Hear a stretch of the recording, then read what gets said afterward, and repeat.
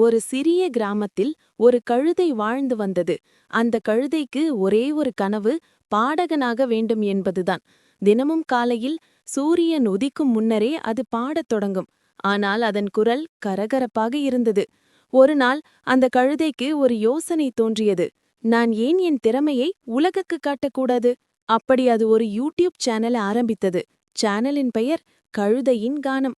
முதல் வீடியோ காலை ராகம் என் இனிய குரலில். பதிவேற்றம் செய்து ஒரு நாள் கழித்து பார்த்தது. பார்வைகள் 0. ஒரு வாரம் கழித்து இன்னும் 0. சந்தாதாரர்கள் யாரும் இல்லை. கழுதையின் இதயம் உடைந்தது. என்னால் முடியவில்லை, நான் தோல்வியடைந்து விட்டேன். கோபத்தில் வருத்தத்தில் அது பாடுவதையே நிறுத்திவிட்டது. சில நாட்கள் கழிந்தன.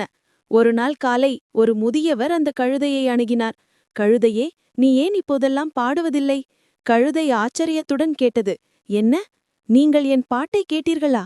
முதியவர் சொன்னார். ஆமாம் கண்ணா, கடந்த 20 வருடங்களாக நான் ஆழ்ந்த தூக்கத்தில் இருப்பேன். எந்த அலாரமும் என்னை எழுப்பாது. ஆனால் உன் குரல், அந்த தனித்துவமான பலமான குரல், என்னை தினமும் காலையில் சரியாக எழுப்பும். உன் பாடல்தான் எனக்கு மருந்து. நீ நிறுத்திய பிறகு நான் 3 நாட்களாக தாமதமாகத்தான் எழுகிறேன். கழுதையின் கண்களில் கண்ணீர் வழிந்தது.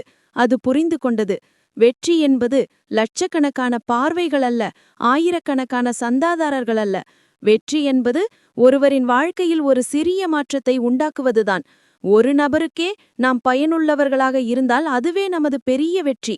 அன்று முதல் அந்த கழுதை மீண்டும் பாடத் தொடங்கியது. இப்போது பார்வைகளுக்காக அல்ல, மாறாக அந்த ஒரு முதியவரின் புன்னகைக்காக.